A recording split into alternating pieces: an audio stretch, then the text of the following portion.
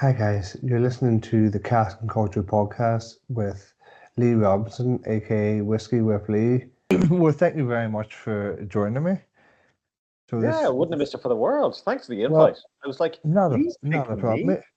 It's been ongoing that we said we would do something. So Yeah, I think we've been saying since what, even before the Christmas raffle or that thing that you had going on a while yeah, back. I was like, you know what, we must do something. When are you next in Dublin? When are you next coming up here? Yeah. So we've gone kind of backwards and forwards, but I suppose this has become a lovely natural development. yeah, of course. So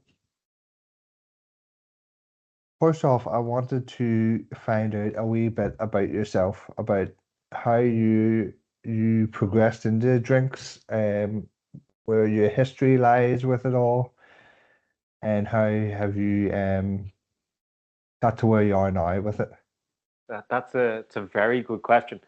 Uh, Believe it or not, my story is kind of very similar to Oisín's in that I ended up going to study thinking that I was going to end up in a particular field, and I've ended up in a slightly different field, but still using it in the same way. So I started out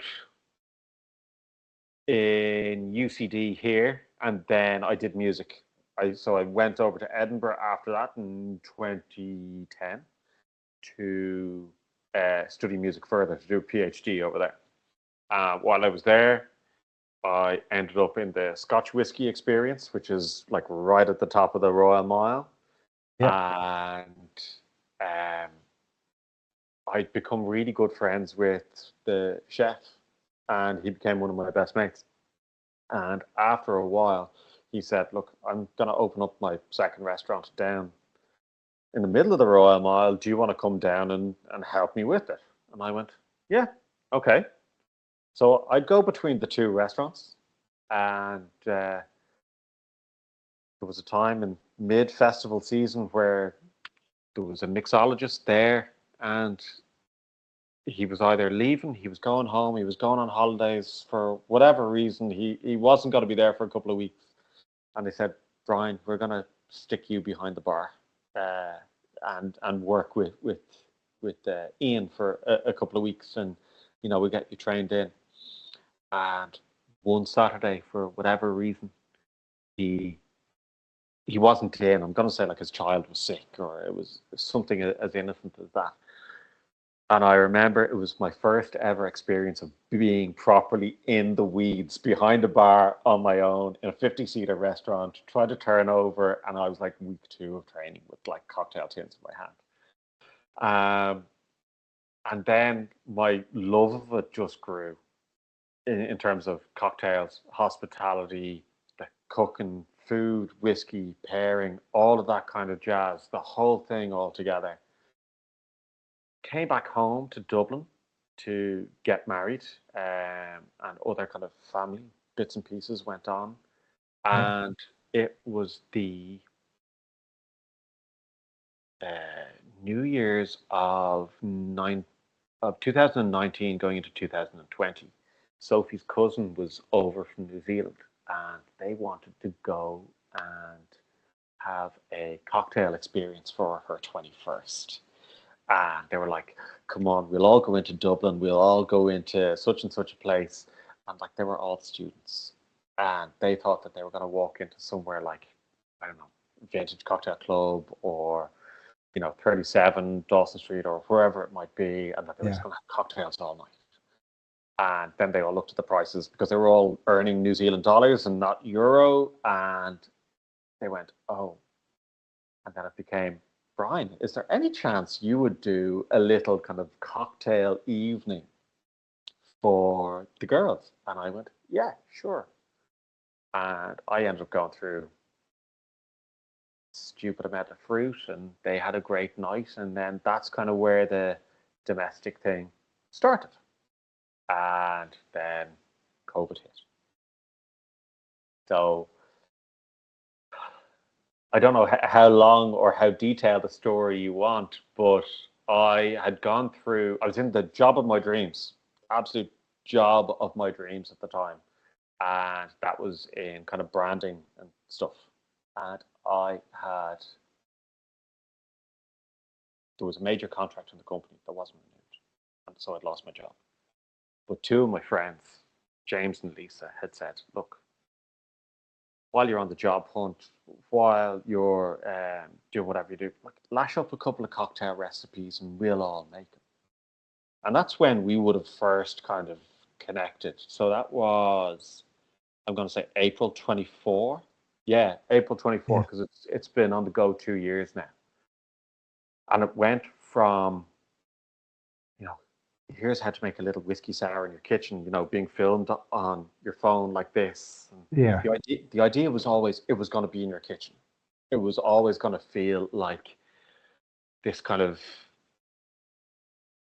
you come into my house and you can have a nice whiskey sour. And then it Yeah. became, oh, you can have an old fashioned. And then because I'd share the recipes, it just became other recipes that they could make and build on. And then, a bit like yourself, the odd brand here or there will come on board and they'll say, hey, would you like a this, or would you like a that, or would you shake with this, or would you shake with that? And then it began to grow. And it was I think, a really positive response. So my focus was that I was going to use all Irish ingredients where possible. And that was kind of Yeah. the shtick that I had. So I'm looking across at the counter, and so what I had said was, I'm going to use all Irish vodka, Irish gin. Uh, the rum is Irish. Rum is from Two Shores. I use Valencia Island vermouth instead of using Campari or any other bitter red aperitivo, because I'm on the internet and I don't want to be done for copyright. I use Still Garden Barissimo, for example. So how can I do my own take in my domestic setting and put it out into the universe? Yeah. And it's gone from making little, you know, hey guys, thanks very much, a little video for your WhatsApp group or your whiskey WhatsApp group, to, hey Brian, I don't suppose you're free on Thursday to come and do Taste of Dublin and do a cocktail talk? And I'm going, okay, so this has really kind of gone Yeah. somewhere. And after all that, we'd made the decision between my wife and I that I'd become primary carer for our kids because they both have additional needs. Um, and so this was kind of going to be a creative outlet for me that I could Yeah. push, Of course. not necessarily lose my mind. And, I've made friends from, you know, around the corner, to you, to like Steve the bartender over in Australia. He'll message me out now and again. The Aussie bartender, Paul, like, we'll sit and we'll send each other messages at stupid o'clock in the morning at the same Yeah. time. And like, even people in the States, I'll get, even if, what I would say is, even look at the comments and who's engaging with it, and you find like it's the States, it's Australia, and now there's like this little global buzz because we all kind of engage with each other's content, and Yeah. it's just lovely that it's come to this kind of natural community, And for it one of makes everyone grow together. yeah, yeah, exactly. And it takes the competition out of it. I think loads of people have this idea that, oh, we're putting out content. My content has to be, you know, beautiful. It has to be pristine. It's got to be 100% perfectly edited and give you this nice snapshot. For me, it has to be authentic.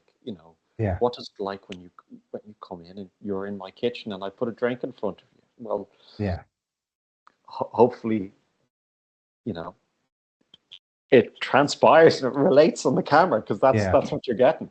So you have to say that's one thing I would need to get better at is maybe, I don't know, my photography of whiskey and stuff, because I most times it's like there's a bottle, there's a pour. Yeah, but like, that process for me grew. and it was something that I kind of delved into and had a real learning curve with, because I was like, oh, I'll just use an iPhone, I'll just use a gimbal, I'll just use this, that, or the other, and then it's, how do I get the gimbal to do the tracking stuff? How do I get the, and then where kind of the next step came was that I had a roundy birthday last September, and a couple of my friends and family members all gave me vouchers for Cairns cameras in Dublin, and I went and got an actual Canon camera. Yeah. So I went from, standing there with facing that way to actually standing in front of a camera, and then getting lights and, figuring it out and how do I improve. And Yeah. but it's been a learning curve. It's been a creative process. It's been really enjoyable, um, and it's been great to just connect with people. Yeah. No, and I see like the videos you put out and I'm always watching like the recipe because as I say, because that's one thing I very rarely ever make is a cocktail, and I'm sitting watching going, I need to actually just get some ingredients and start doing it because But it's it's nice to do, for a change, but then my problem is I'll buy all the stuff and do it like once and then just be like, I just have my whiskey neat here. yeah, but yeah, I mean, I suppose for me, like it just became, uh, how much can I learn? How much can I put out? Okay, if somebody is going to buy a bottle of Aperol to make an Aperol spritz, they can read the instructions on the back of the bottle. So they probably don't need to see me do that. But they might not know how to stir down a drink. They might not know how to, like, make an old fashioned. You have all of the ingredients in your house to make an old fashioned because you've got a sensational whiskey selection. I'm sure that you've got some sugar somewhere in your cupboard that you could make a syrup with, or you could use Yeah. honey or any other flavored syrup that you wanted. And I'm sure that you've got a bottle of bitters somewhere. So you can make a cocktail. You have all the ingredients. Yeah, And I'm sure that there's a lemon in your fridge in the veg crisper, or as we call it in our house, the beer crisper. So that's what my mine's full of. Mine's just full of beer. yeah. So like if you get yourself a couple of lemons and equal parts sugar and hot water and a spirit, you literally have a palette on which you can begin to create things. A friend of mine, Kev, always says, Brian, you sound like the Bob Ross of cocktails every time you mention the word palette and cocktail. I know. Yeah.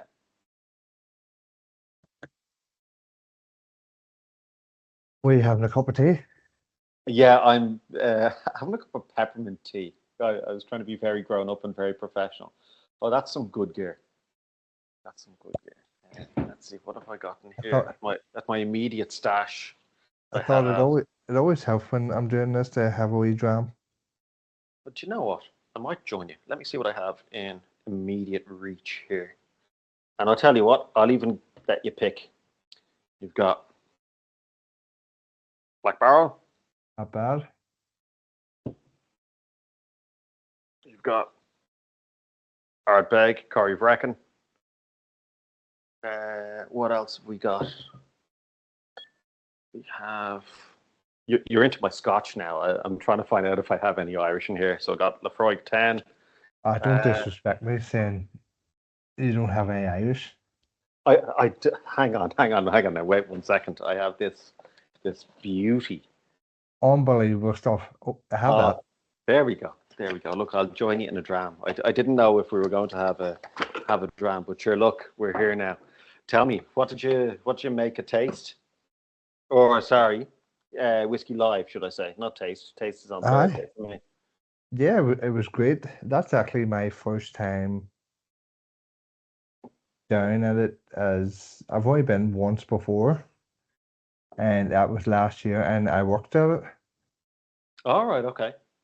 And then this year was my first time going down to actually enjoy it. And tell me, where were you working before, or where were you working?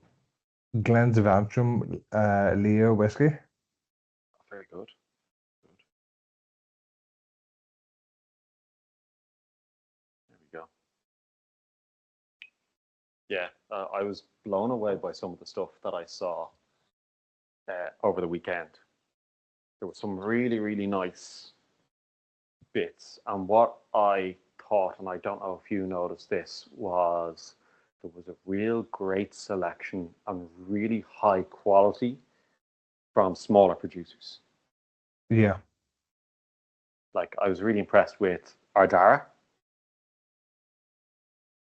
they're from Donegal. Yeah. I do like their stuff. I have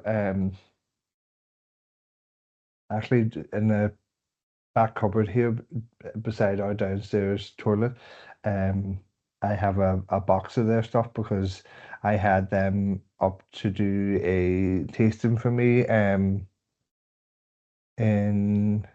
when was it there? I want to say March.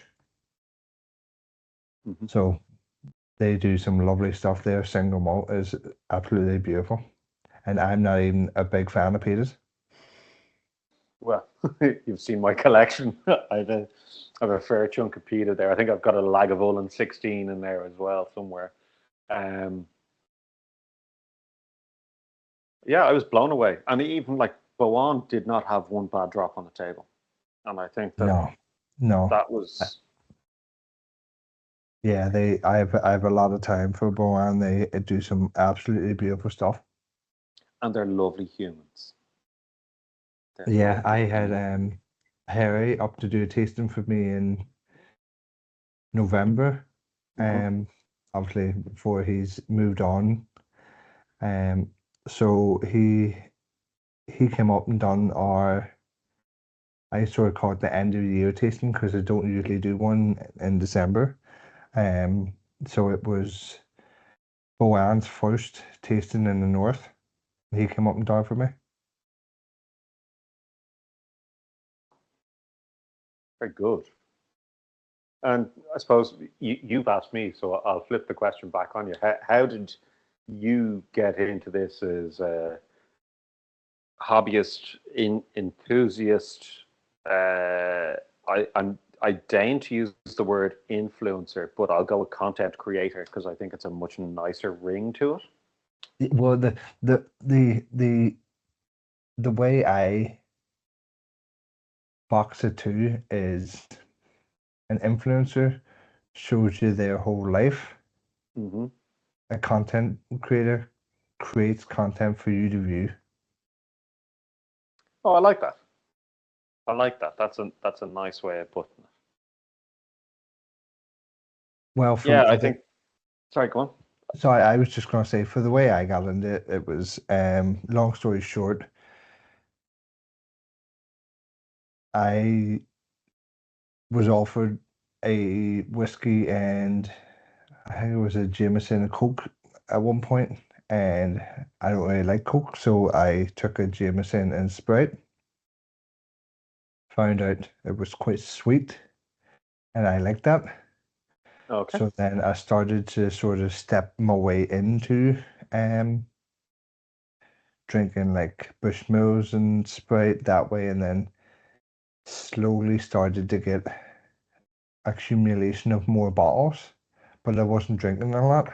And then as the time sort of went on and sort of we moved into this house, it sort of grew that I started to try and open more bottles as well as collecting more. And then I had a I had like a blog during COVID, like a full website, a Instagram, blah blah blah. It was just talk about life because we couldn't really do anything. Talk about Mm-hmm. life, about past holidays, trips, recipes, gardening, anything I done, collecting comic books, anything. Mm-hmm. And then sort of as we came out of, well, we were sort of still in COVID. I didn't really have much time going back to work to write or for a blog anymore. So I Mm-hmm. switched it to posting about whiskey and what I Okay. have. And it sort of rolled on from there. And then I finally ended up switching instead of, because it was Life with LJR. And then I switched it to Whiskey with Lee. Mm-hmm. And then it just sort of grew from there, collected more bottles. And as you say, a brand reaches out and says, hey, we're launching this. Would you like to come? And blah, blah, blah. And then just over 2 years ago, I came up with the idea to start whiskey tastings. Very good. And then sort of it just grew on and now And the is it podcast. all done through, like, is it the same group, or is it like how do I frame this question? Is it like the Whiskey with Lee Society, or is there like your local group or whatever? Did it stem from there, or could somebody like me who's down in Dublin turn around and go, "Oh, Lee, I see you've got a tasting on, and do you know what? I'm actually going to be up your neck of the woods. Can I?" Yeah, it's just as simple as I just run the event. Perfect. Don't get me wrong, I've done wee bits and pieces of the tastings and I do different events and stuff, but for the standard every month event, like I have one on Thursday here, it's just it's just Whiskey Whitley events and I run it. So then yes, we have a group of regulars, but then there is some new people who come now and again, just buy a ticket, turn up, blah blah. It's just like that. It isn't as, I don't know. I'm gonna say closed is like, okay, this is Clicky. yeah, it's not as like, oh, this is a whiskey society or this is a whiskey group.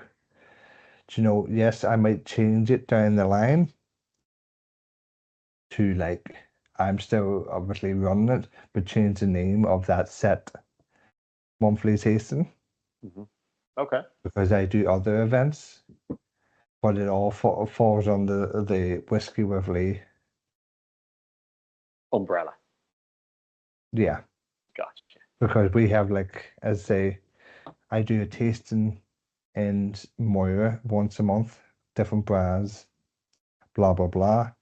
But then also like I do the whiskey and pottery evening with Mud Ireland. So that's a whiskey and pottery evening with Whiskey with Lee.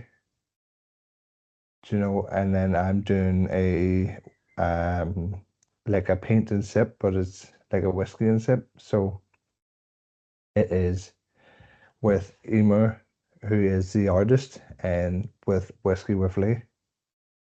Cool. So you got this nice collab, which is beneficial to everyone, and it's also not just your run of the mill. I don't say run of the mill tasting.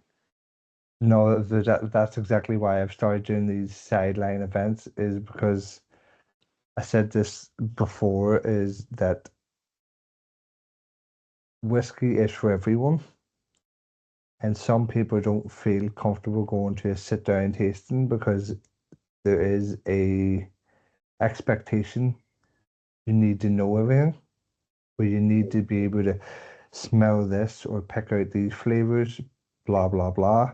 Whereas if you sort of collaborate it with another creative thing, it sort of can take the focus off the whiskey side, but people can still enjoy the whiskey as they do something creative. And I think, and look, I agree with you 100%. I think it also reduces the compulsion to drink. as well. Yeah. And I'm not trying to say that. I know that we're both No, sitting no, down on because on a cask and culture podcast, but I think that kind of, oh, we've put 3, 4, 5 drams in front of you, and in order to enjoy your evening or to the fullest, you've got to, and I think if you're saying, oh, look, have a dram while you pot, while you work with the mud, while you paint, yeah, I think that's yeah, it's much more opening, and it's much yeah, more it's creative. yeah, as I say, it takes the focus off. Like, okay, you say, "Oh, I would love to come to your tasting on a Thursday night, but I can't do a Friday with a hangover." And you're like, "Well, you're only having the five whiskeys, but it's not the five whiskeys because then you say, oh, I'm gonna have a pint to start. I'm gonna have you have a couple of whiskeys and think, sure, what harm does one or two more do?" And that's the thing, and I don't know if you notice it with your tasting, but if we're at a tasting here, you go with a bunch of lads and you'll say, oh, it's going to start in 15 minutes. Come on, we'll have a quick one just to warm you up. And then all of a sudden you decide, oh, look, the restaurant is downstairs or whatever, and they're going to be open till 9. Ah, sure, look, we'll have a pint and we'll get a bowl of chips or whatever. And then before you know it, you've had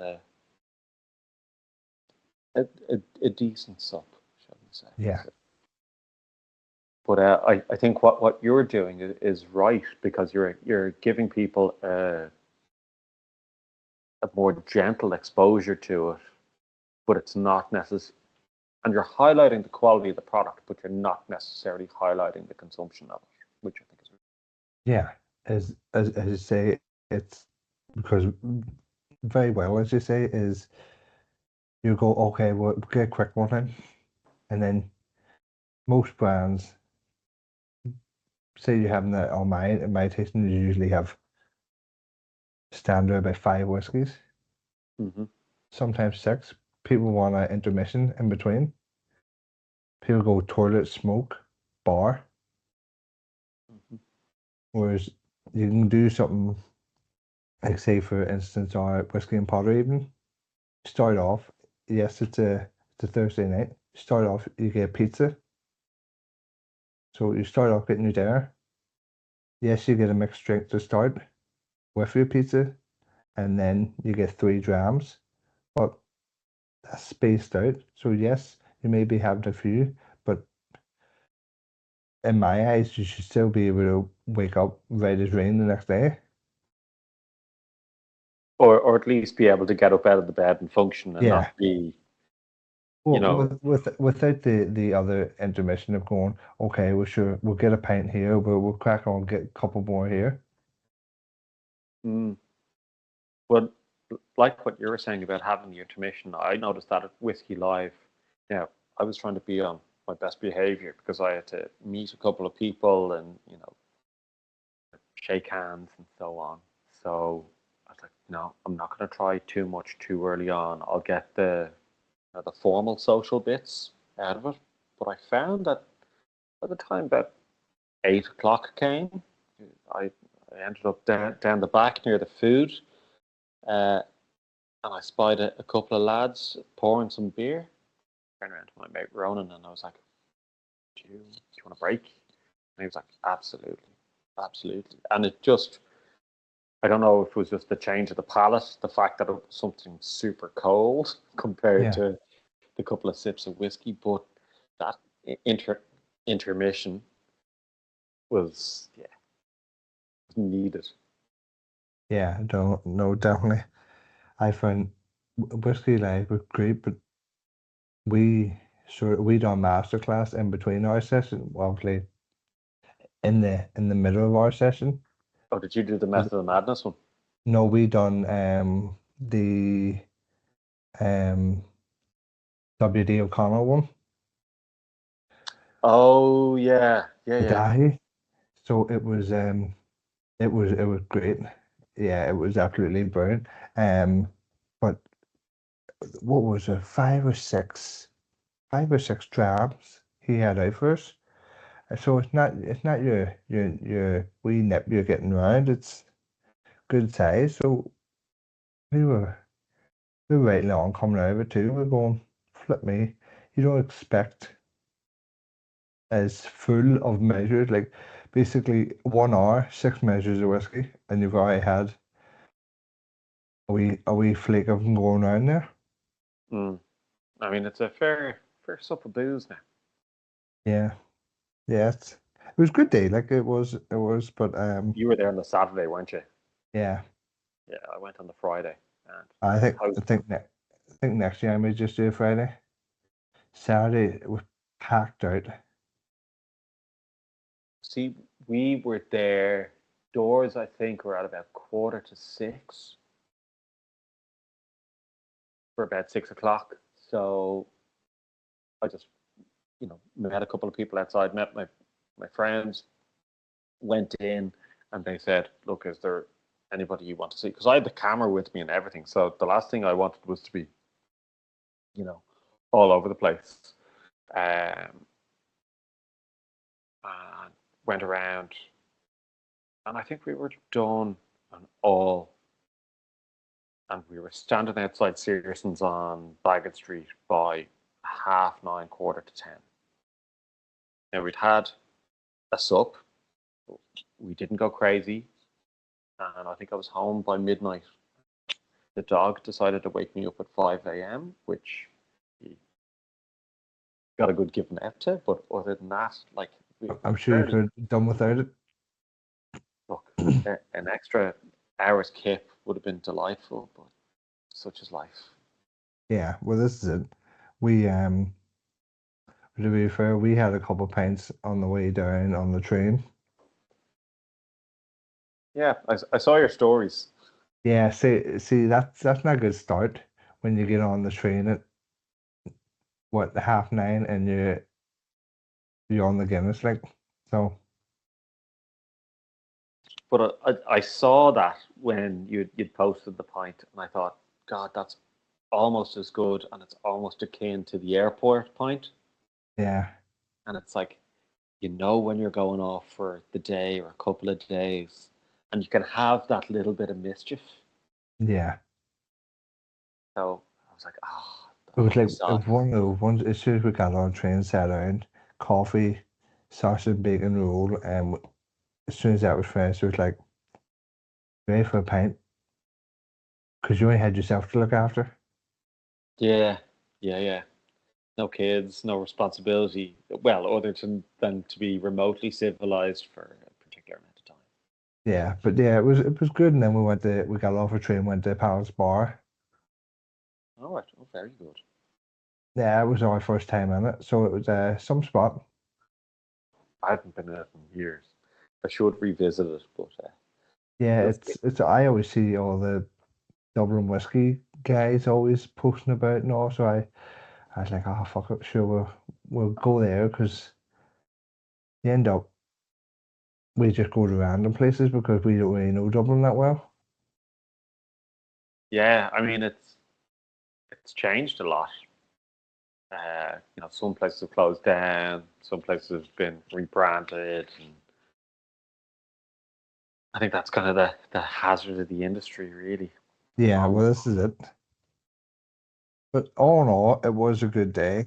I'm gonna have another wee sip of this. absolutely.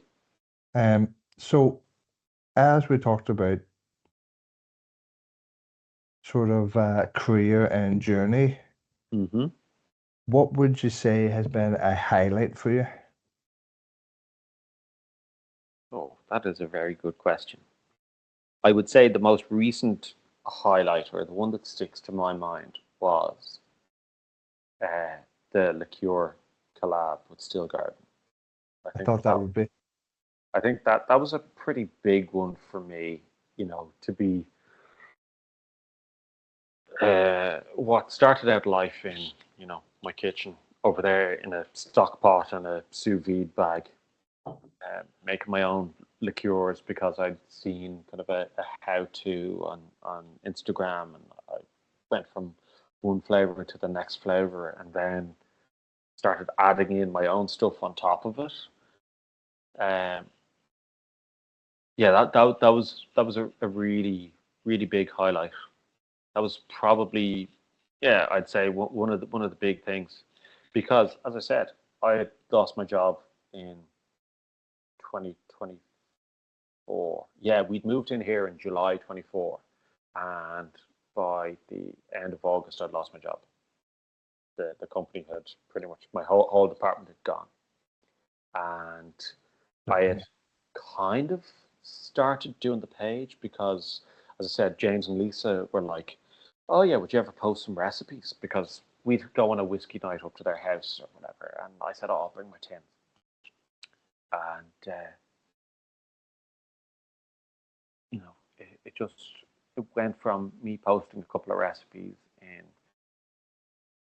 2024 to a couple of brands getting going, and supporting, and like meeting some really really wonderful beautiful people along the way, like Owen Cooney, who was at Glendalough, who's now at Teelings. He is an Oh, he is an absolute gent, and well, here tell you, he is one of my favorite people. I remember him coming over. He actually came over here, and we've a, a long, I don't say a long-standing relationship, but if I needed anything for content or whatever, he was my biggest supporter from like early days. And he came in and he sat over on the stool over here. And I'd been messaging him for months and months and months. And he had gifted me a bottle of Glendalough. And he sat on the stool and he says, "Yeah, so what's actually your story?"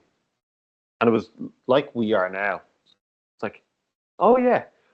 I felt like I've been, like my friend had just walked into the kitchen. We got on instantly, like face to face. Like we'd been messaging for ages and posting content and doing whatever. But That's exactly the same way Owen and I have been. Is mm, we've been talking, I would say, well over a year, probably more, because he was supposed to do a tasting and stuff for me. And mm, but every time we see each other, like seeing each on Saturday, and it was like best friends for years. I walked over, gave him a big hug and a big smooch because we had that kind of banter. And he was like, "How are you?" I was like, "Yeah, yeah, I'm great, great, great, great." And before I knew it, he had that 11-year-old event special whiskey in my glass. And he's like, "You have to try it. This goes great in an old fashioned. And, you're going to need to get your hands on." And literally within a couple of minutes later, sure, it was sold out. But he is just such a darling human. And, you know, I've met people up and down the country and kind of befriended people, like guys like yourself who, "Hey, how are you doing? Your post looks really good," or "I love that you're having that tasting," or, the mud thing is taken off, whatever it might be. Um, I, I remember Rebel City Distillery messaging me and saying, "Hey, Brian, just wondering how you're doing. We see that you haven't posted in a couple of weeks, but we just wanted to check in and make sure that you're okay." That's amazing. And I'm like, "Okay, this is like a little kind of community. It's a little Yeah, village." And I suppose that's where I kind of felt that I came in, because I wasn't a brand ambassador. Like it wasn't going to be,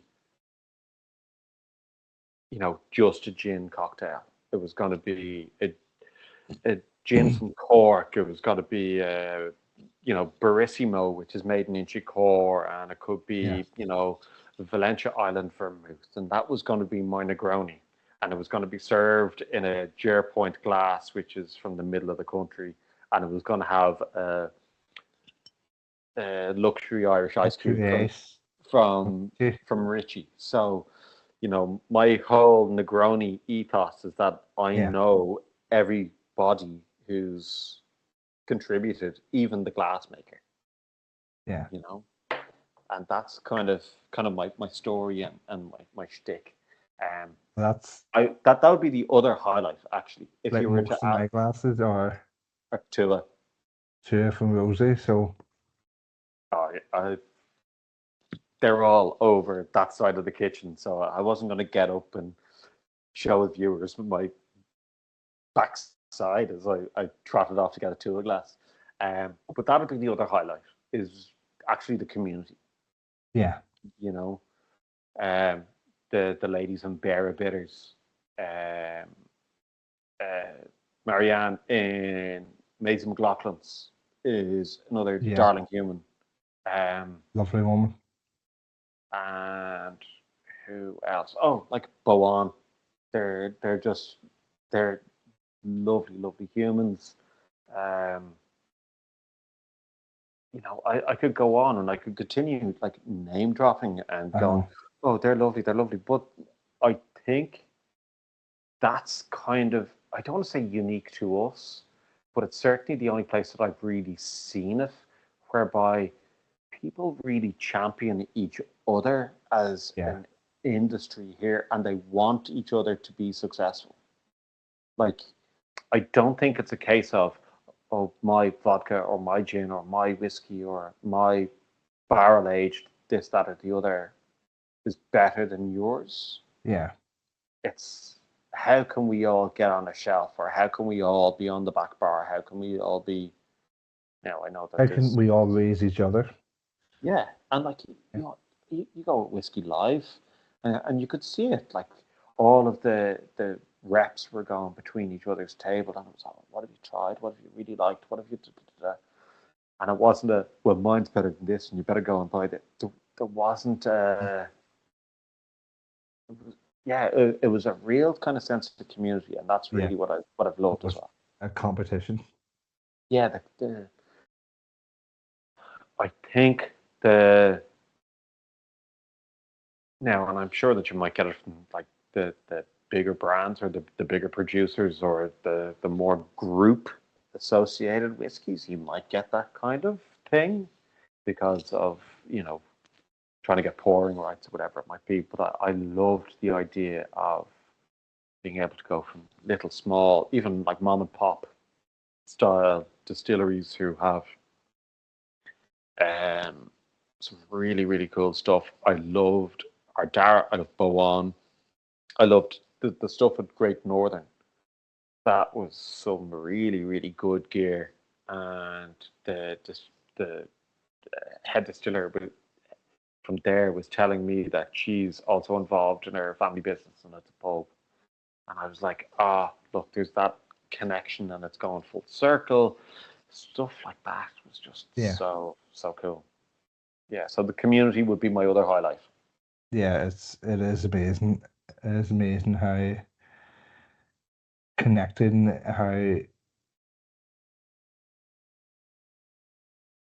I'm gonna say almost influential of each other everyone is.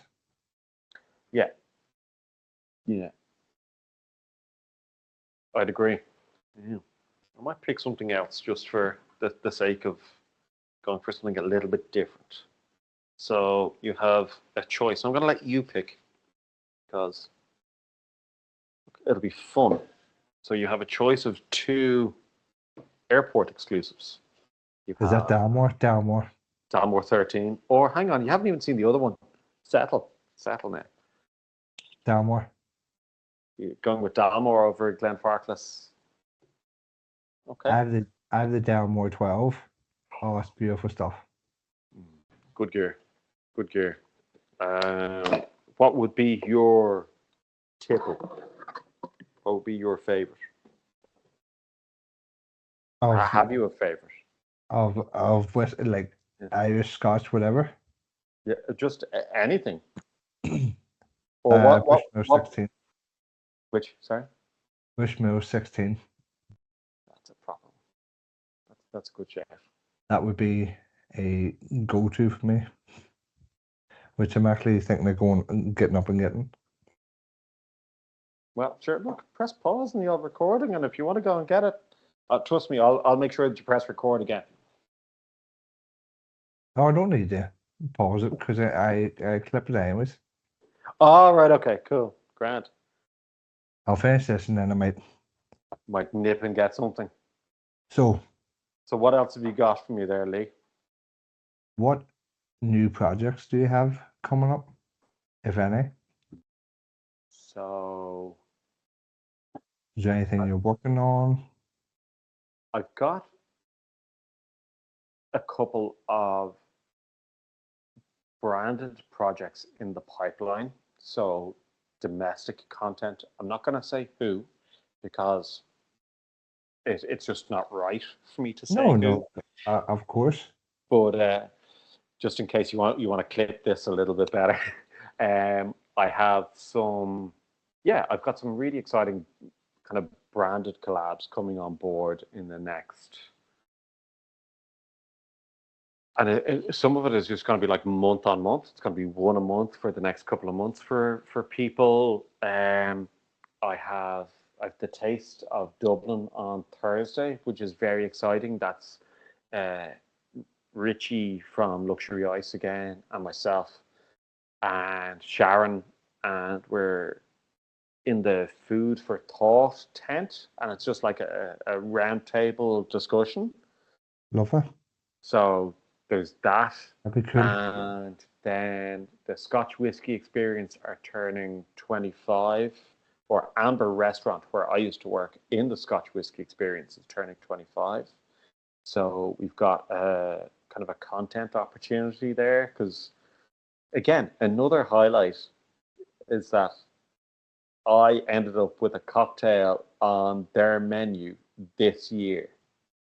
And I worked there 20 January 2011 to 2013.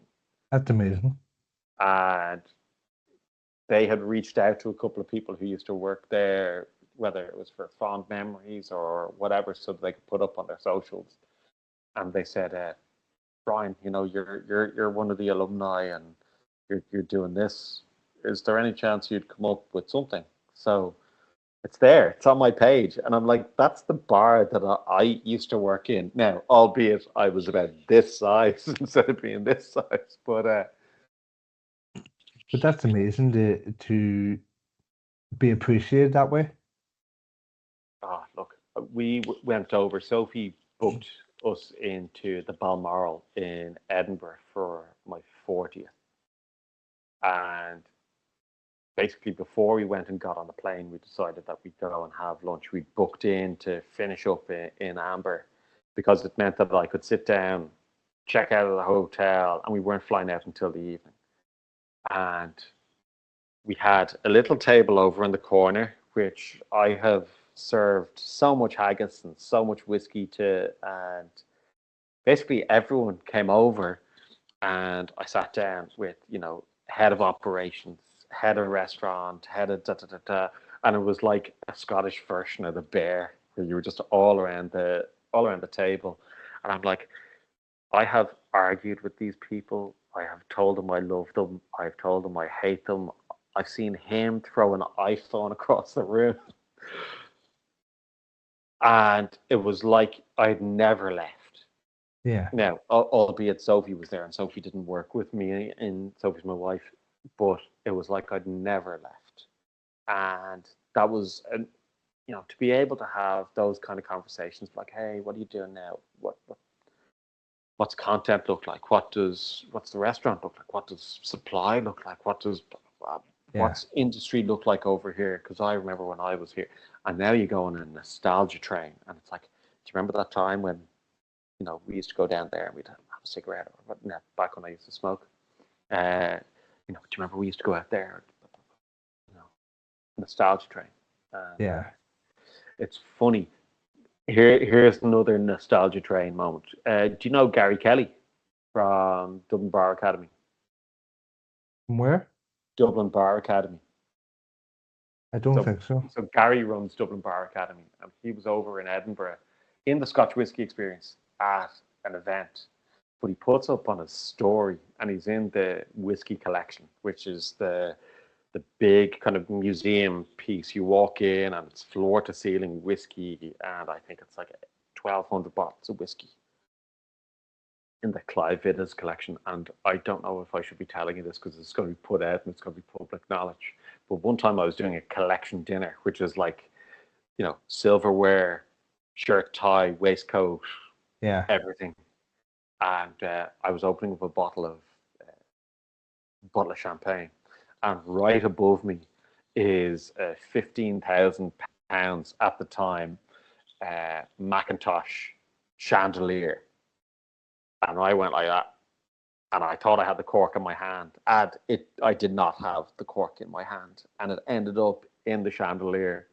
I would say 3 other people saw it happen, and nobody else knows about it. But Gary had put it up, and I said, "We have a look in the chandelier and see if there's a cork still lodged in it somewhere." Oh, flip But me. yeah, so that was another little kind of funny Tell you what, you anecdote. got away lucky there. I yeah, got away lucky. So yeah, there are loads of little highlights. Loads of Yeah. little highlights. What was you had another question for me there, which I've kind of ambled away from. I'm going to get the Bushmills 16. The only thing about the Bushmills 16 is I hate this box. Why? Which one is it? Because the bottle never stays in the box. So, Is that down to user error, or is no. it just doesn't say, doesn't fit snug?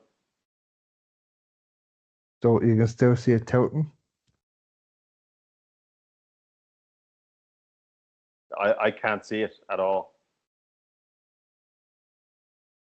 Oh, right, I see what you mean. Well, does that loop not loop around the bottle?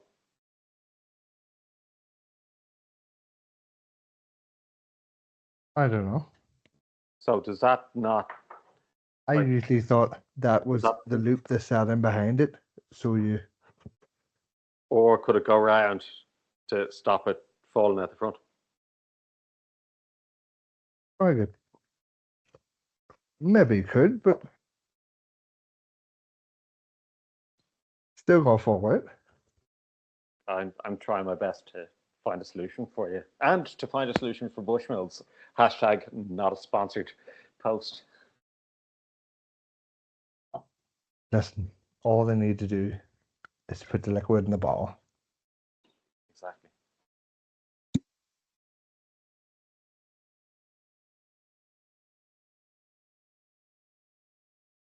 That is a wee bit of a hefty pour, but it's been a while since I had this. This is 100% my absolute go-to. If anyone asks, what's your go-to whiskey?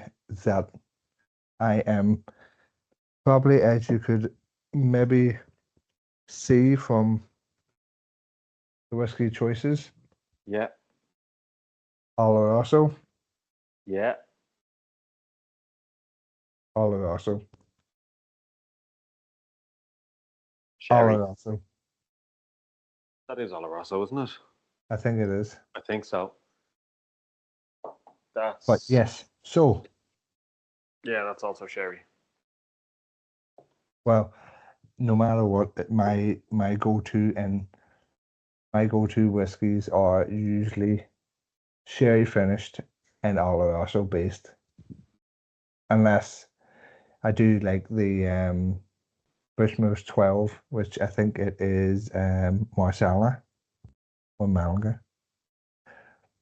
Anyways, so next question was one thing. I usually do it based on the whiskey community industry, blah blah, but Hmm. we'll do it on the drinks industry. Yeah, One thing you would like to see removed, something if it's in the culture of it, if it's in the industry itself professionally, what would you like to see gone? I would like to. I would hate to say gone because I think that we see an awful lot of stuff disappear from the industry between distilleries closing and so on. So I hasten to use the word gone. The things that I would like to see changed, maybe, would be I'm going to say an attitude change or and I hasten to say it's snobbery, but you and I could sit at the back there and we could have a barbecue and we could have 2 bottles of Corona and we could have the greatest barbecue, it could be the greatest fun, but it's not the most expensive beer, it's not the best beer, but still, we're having an enjoyable experience. Yeah. Um, I can make, or you can make a good whiskey sour or a good cocktail with an entry level spirit. And I Yeah. don't mean good spirit, I don't mean bad spirit.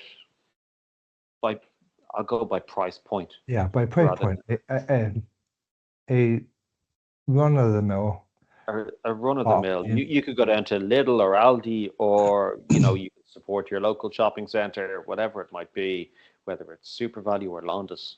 Get yourself a bottle of whiskey for whatever, 25 quid. Bottle of Powers, for example, right? And you could make a decent old fashioned. You could make yourself a decent uh, whiskey sour, decent AN other. I'm sure that there's enough whiskey recipes on my page for you to go and have something that's remotely accessible there.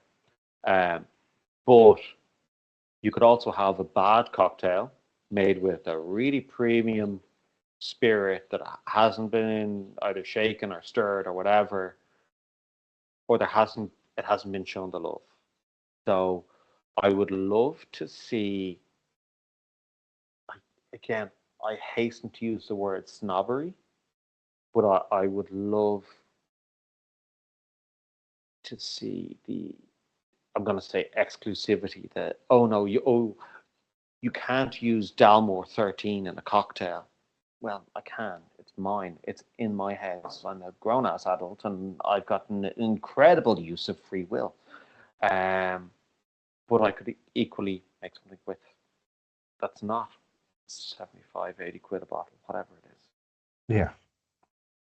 No, I agree. Because also what you were pointing out there was about a very, very high level cocktail with using premium spirits and all. But it's the same with whiskey in that everything's objective. It doesn't drip. And one thing I would say is I would like to maybe see removed is how quick people judge somewhere. Because you go into a cocktail bar in Belfast, order a £17 cocktail. I couldn't tell you what the prices are these days. Um, order a £17 cocktail and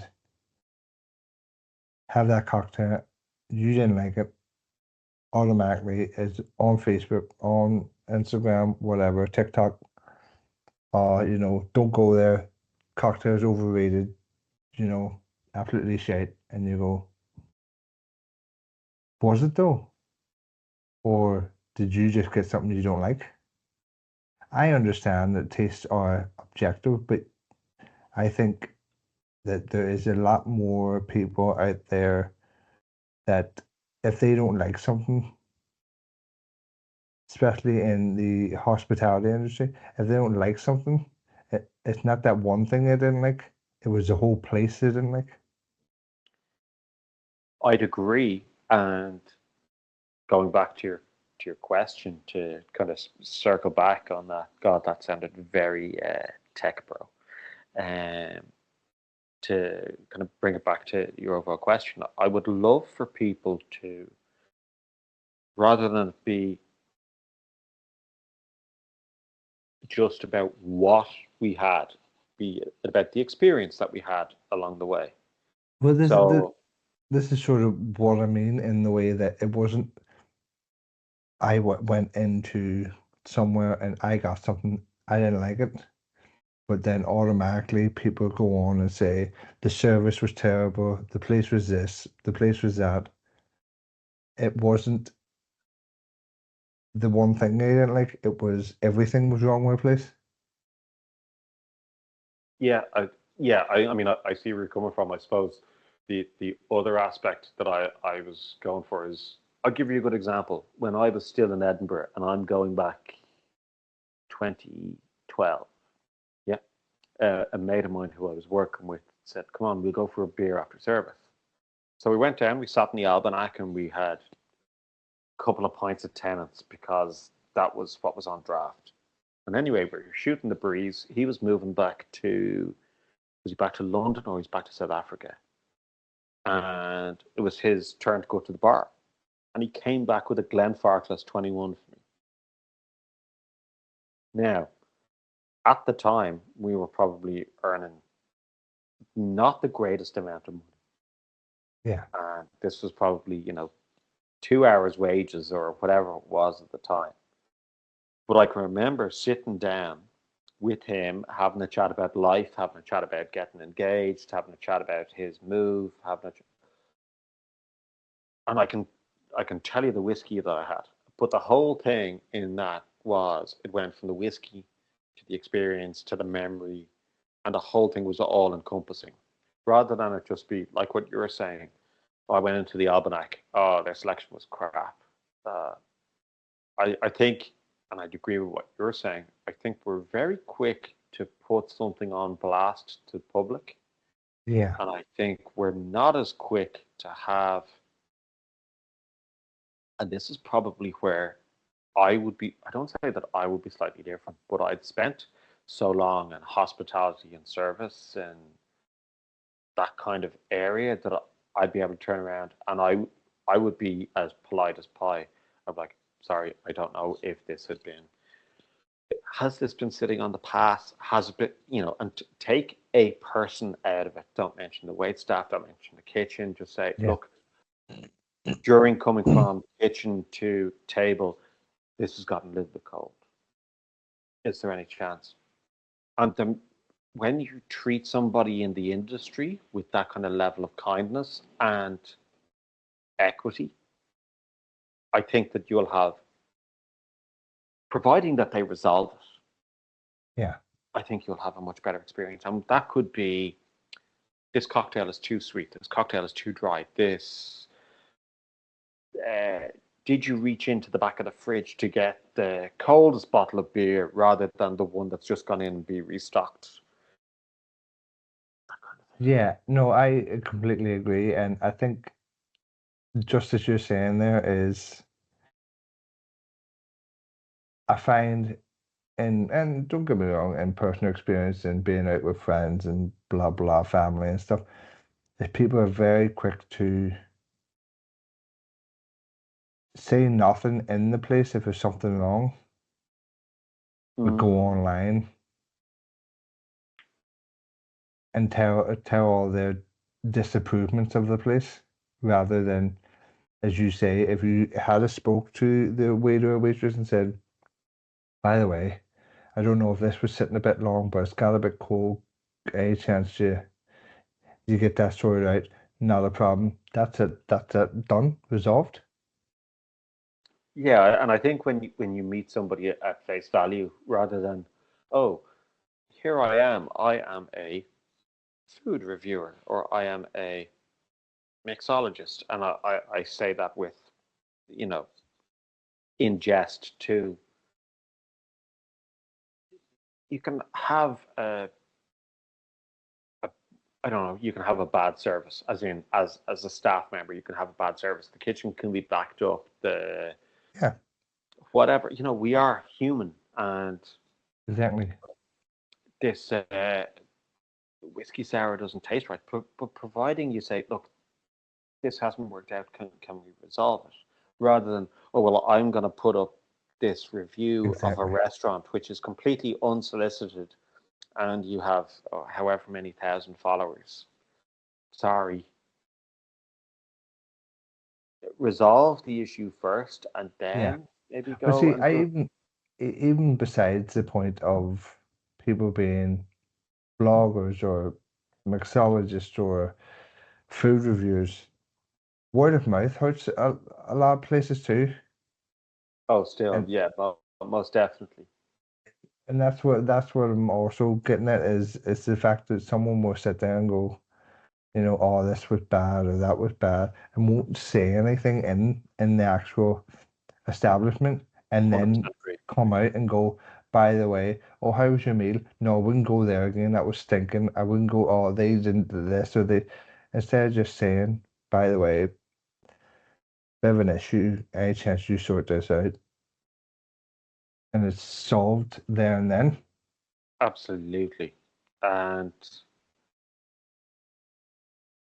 like even I remember being in the restaurant when I was in the Malta Scotch whiskey experience, the one further on down the mile. And I remember being in the weeds one night, and this couple had arrived in, and they'd sat down at table three, and the check had come on, and I'd seen the time, and then by the time it had gotten to me, it just, in my eyes, just was not acceptable for it to be waiting a couple of minutes. But you know that scene in The Bear when the checks just kept coming and coming and coming. That's what reminded me of that moment. And I remember going, "Oh God, that night." So I put on a brand new white shirt. I had like a pin collar, the pin on the tie bar. I was Yeah, like immaculately presented for the night. I thought, this is going to be a great night of service. Anyway, what had happened was I'd shaken two drinks. I had two cocktail shakers on the go, and both had raspberry in them. And one shaker had gone, and all over my white new shirt and all over the wall behind me is raspberry. So this couple, I said, look, I'm really, really sorry that this is delayed, but as you can see, some sort of trauma has occurred. But I'd love to send these drinks down to you with my compliments because the delay was on me. And they were like, oh, that's really kind. We were getting worried about the time, but you know, thank you very much for the gesture. I turned around and I said, look, I believe it's your first time in with us. Hopefully, it won't be the last. And the next time you come back, I'll make sure that there's drinks on the table immediately for you. A couple of weeks later, you see them back again. yeah, And that's it's the difference between hospitality and service. You asked me what would I change. The other thing that I would change is I would like to stop seeing restaurants and bars and stuff closing down. That would be my big thing. yeah. Well, so would I, but inevitably that is never gonna happen. Well, I think what was it? Was it last year? And 150 food premises closed down in the Republic in the first quarter of the year. And you can go, did 150 businesses make very bad business decisions, or Yeah, is there something else there that is an the economy's overarching crippling theme? people. Yeah, and I think that there's an awful lot going on there. Whether it's, I know that the hospitality sector have been advocating for back to 9%, and it's coming at some stage. But I would love to not see places closed down Yeah. Well, and so it be replaced by some American fast food nonsense so that they can go and write off their tax. I know, but now That you would can be, get Wingstop in Ireland. I have no idea what that is. I'm not gonna pretend I know what Wingstop is. Um, It's a chicken wing place. what was the one I saw the other day? Was it Popeyes? Popeyes. People are standing outside with like bucket hats, and We have a couple in the north here. is it worth I don't see them lasting long because anytime I drive by, they are dead. as a novelty worn off, or Well, when it started, the first one opened at a place called Forside in Belfast, and apparently for weeks the queue was right out the door, like. And then they opened one. I'm near sure the next one they opened was in Antrim, and any time I've drove by it, it's It's deadly. Well, we've just opened a Taco Bell on a Apple Green. See, that baffles me, and I would say, like, if you've seen my stories or the overall gist about what I do when it comes to Irish spirits, is that I'm the exact same when it comes to veg and fruit and so on. Okay, obviously I've got to use lemons and limes, but like I stood in Dunn Stores the other day, and I've like the flagship Dunn Stores is literally there as the crow flies. It's like 800 meters that way. They had no Irish apples. They had no Irish mushrooms. They had Irish carrots and they had some Irish potatoes, but I had to go to the back of the aisle, and I'm going, we have all this in abundance, Yeah, so we should be using it. And yeah, if we've got our gins, our whiskies, our rums, our vermouths, and we have this opportunity to support Irish spirits, but we should be supporting Irish growers and supporting Irish farmers. And yeah, exactly. Because as you say, if you don't support the farmers, where are we getting the grains and the yeast and everything for our whiskies and gins and everything else we need? oh yeah, I mean, I'm drinking Irish whiskey to support the Irish grain industry. Totally, totally. That's what I'm doing. Well, But technically about what was it, about 90% of the grain in Irish whiskey come from France. yeah, um, But the barley and stuff is Irish. mm, um, I suppose, yeah, I would love to see, like you had said there about supporting the Irish farmer. It's like, well, if I support Irish beef and Irish beef is going to an Irish restaurant, and I go out and there's an Irish whiskey on the bar, I can have my Irish whiskey with my Irish steak, or my whiskey as my dessert with my Irish ice cream, Irish chocolate cake, whatever it might be. No, we don't grow our chocolate here. Our Irish apple pie, whatever. And I think that when we see snippets of that overall, I don't say collectivism because collectivism gives me the ick. But when we see that kind of collaboration, like what we saw at Whiskey Live, you know, Yeah. oh, they're over there, they're doing something really cool. They're over there. And have you been over there? They have a really nice poaching. Dingle are over there and they've just launched 2 new gins. And have you seen the color of the bottles? That looks class. Uh, they have, you know, when you're in that kind of space of proper collaboration and we're supporting the farmer, we're supporting the grower, we're supporting the brewery, Yeah. that is really what I would love to see kind of grow and thrive, flourish, because once that happens, then the next stage is, the restaurants and the hospitality flourishes. And if restaurants and hospitality flourishes, it means that there's more places like this to be exposed to. And then there's more opportunity for you and I to then go and talk about it as that kind of next level of Exactly. content. And, we're literally talking about going from a cow in the field all the way through to you and me doing something, Yeah, because exactly. it And just begins to kind of grow. then, as you say, it overall makes more jobs for the community. But whether it's jobs, but it's also like what we're here to talk about, which is cask and culture. You Yeah. know, we have food and to a certain extent drink as part of our culture.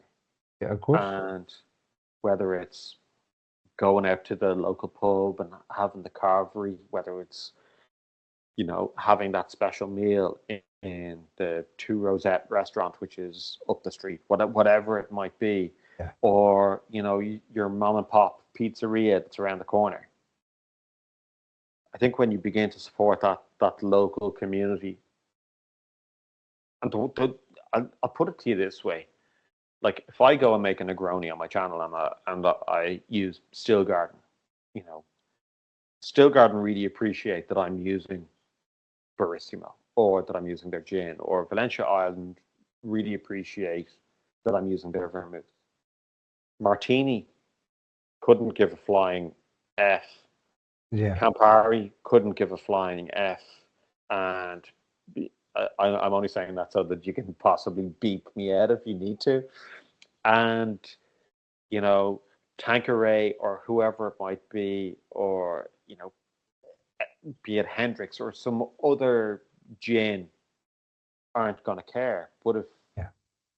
you know, Valencia Island Vermouth, Stillgarden Barissimo, These local people. all of these local people, and now because I'm not tied down to a particular brand, I get to go and say, here's my take on a Negroni, and it's all local produce. And I keep going back to Negroni. It could be a Boulevardier, it could be whatever it might be. It can be an old fashioned, can be martini, can be, you name it. We'll Yeah. pick it out. But yeah, I think supporting local is super super important. Yeah, of course. Of course.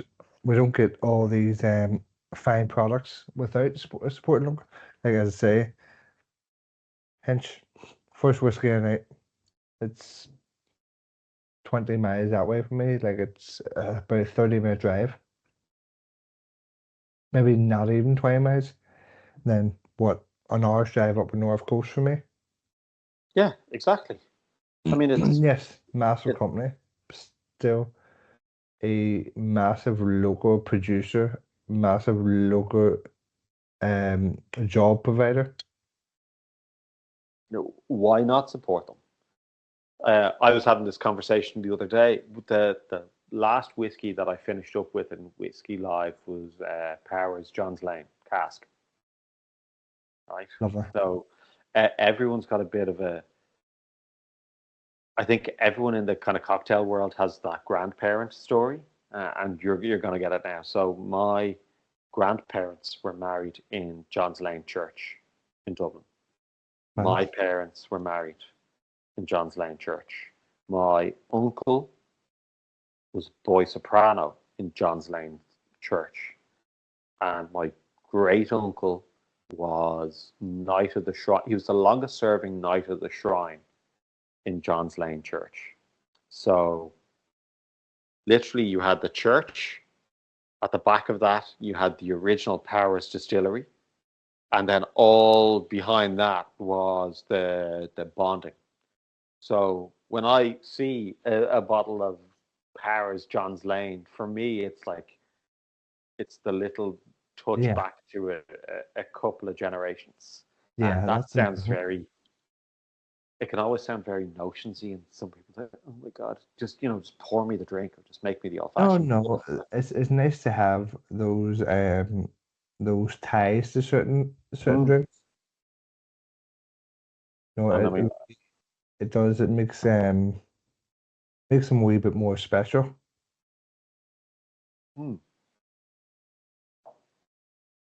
absolutely. But it's the experience in that, and and I know we keep mentioning the experience, but it's the experience and the story behind it rather than just the whiskey itself.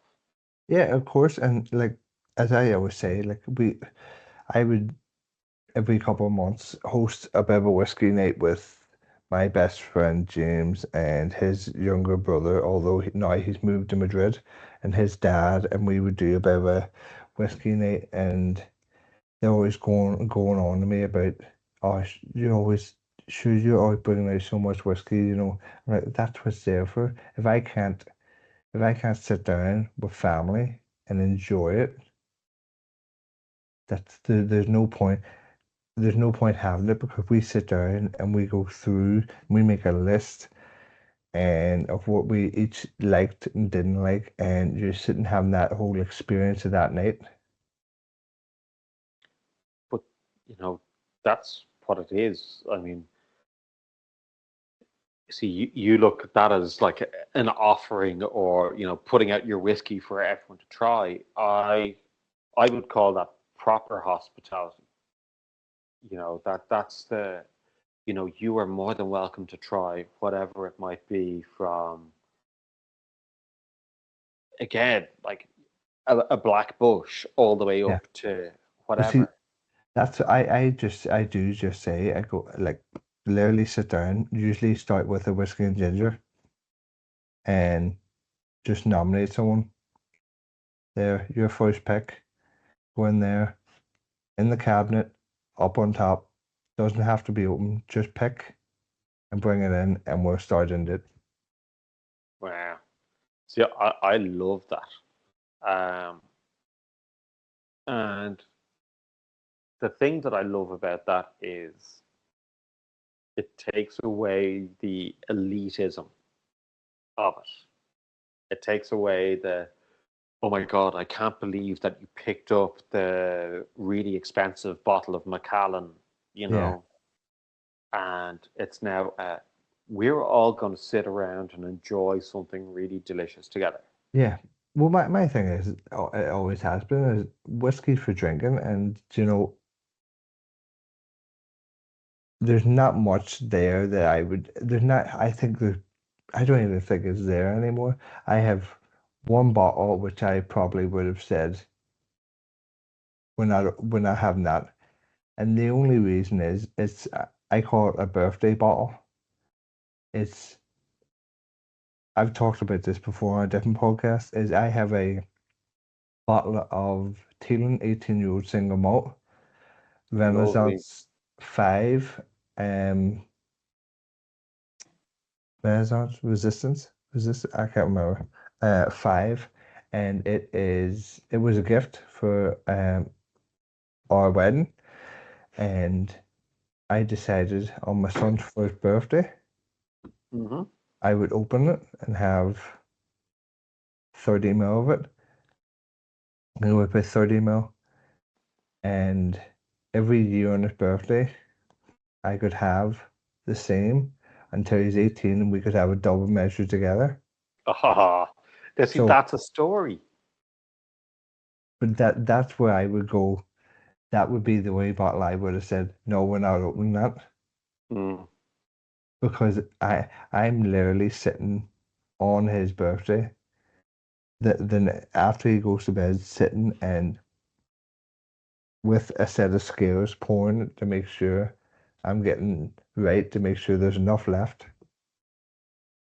But I as I think that's say, that's a really I good think story. our bottle's upstairs anyways now. That's a really But sweet story. otherwise, whiskey, fair game. Yeah. So I'm going to ask you for one recommendation. So it can be a cocktail that you think everyone should try, or a whiskey everyone should try.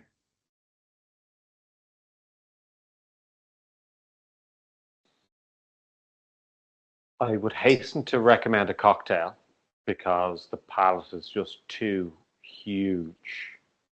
Yeah, So if I was to recommend a, hmm,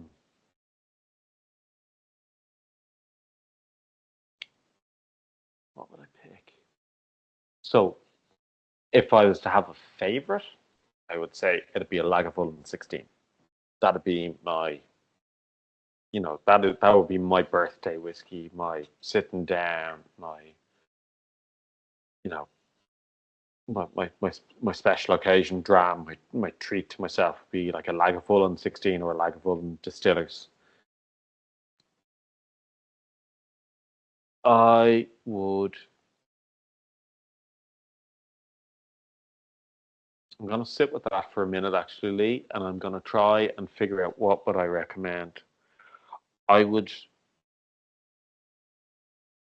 try something that is local to you, as in, be it in your case, Bushmills or Hinch or whatever it might be, and find something that you really enjoy. I would try something in a unusual cask. And what I mean by that is when I was at Whiskey Live in 2024, my standout whiskey was the one that I tried first. And that was the one that I literally crossed the threshold in the RDS. And it was Rider's Tears, the tequila finish. Oh, okay. And it might not have been everyone's cup of tea, Yeah. but it's not a Oloroso cask. It's not a bourbon fill. It's not whatever it might be. It's not just oh, it tastes like toasted fruit, or it tastes like dried fruit. It tastes like Christmas cake. It tastes like Yeah. chocolate. It tastes like anything else that you can associate with being sherry. Oh, it's got huge amounts of vanilla in it, or whatever it might be. And my standout dram was the first one that I tried this Whiskey Life too, which was the Amberana finish from Method of Madness. And Amberana is a type of cachaça. And I was like, Yeah.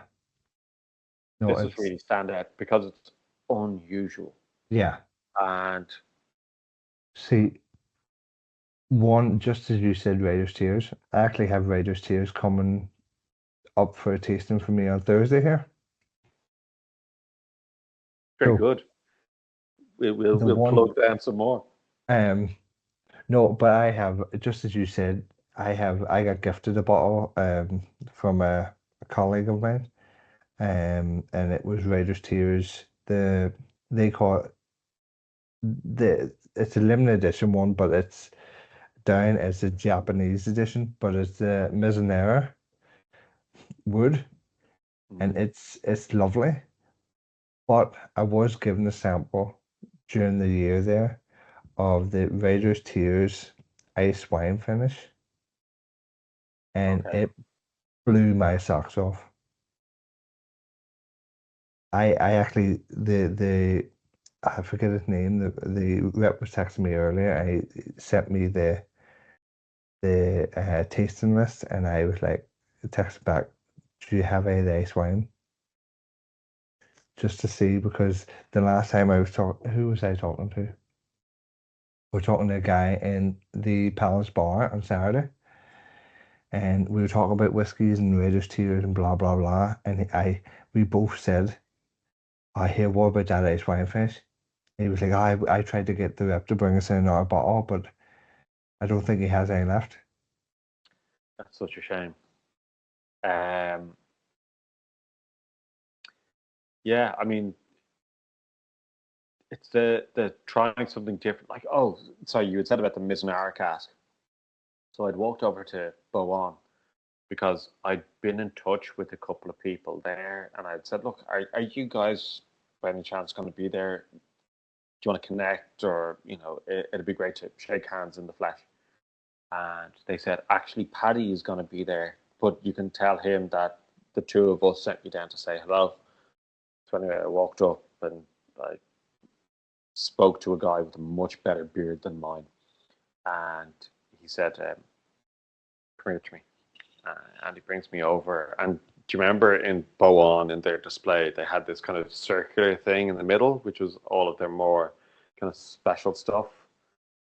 But he grabs this bottle of Mizunara, and I was like, I have to stay sober. I have other people to talk to, and I've got to try and talk to this guy sober as well. And I was just like, oh, this is one of the nicest expressions.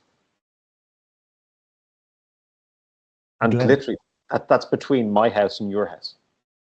yeah, because as I say, Glendalough done a nice Mizunara, Mm, um, and I don't get me wrong, really liked it.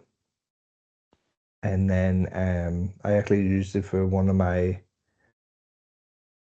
Mod Ireland pottery nights to give some of my people a completely out there Mm.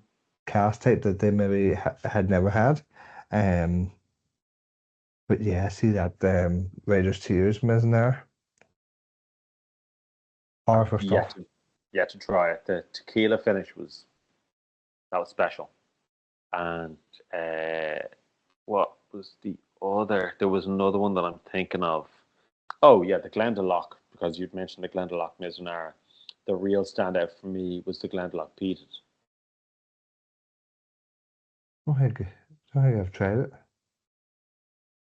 Oh, if you like something sherry, yeah. Oh, there But was eating and drinking on it. and going back to well, obviously Glendalough and Owen gave me one of his, I think it was from his one of the last bottles of his um Glendalough 13-year-old I single never malt. got a chance to try it.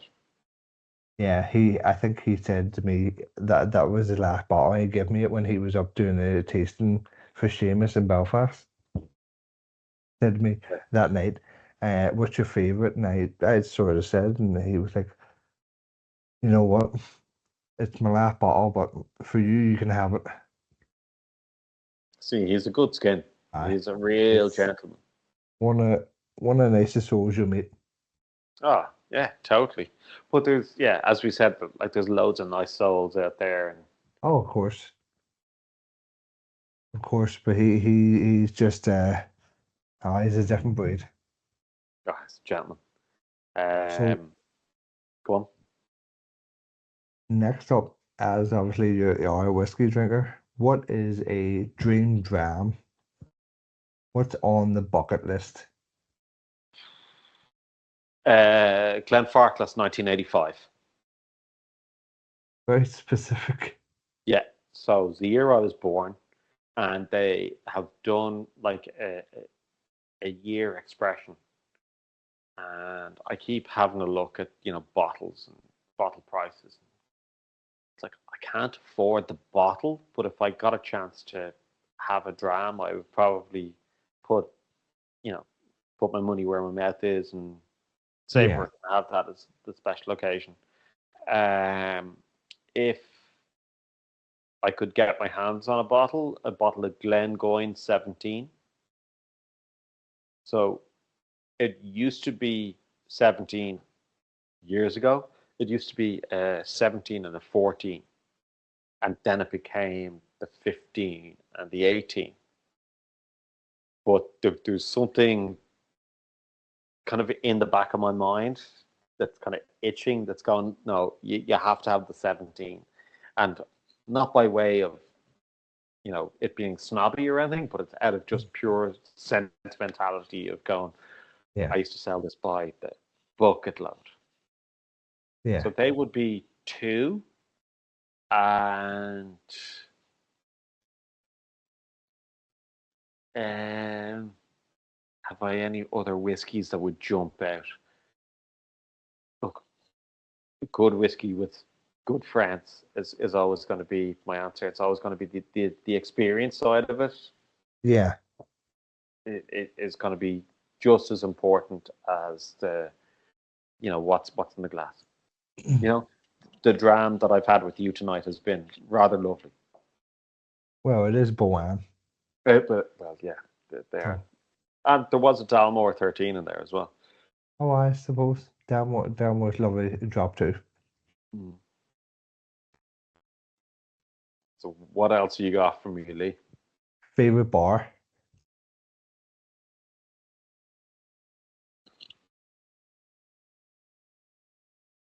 So I don't really go out all that much anymore because, as I said from the outset, I'm primary care for my kids. Yeah. Um,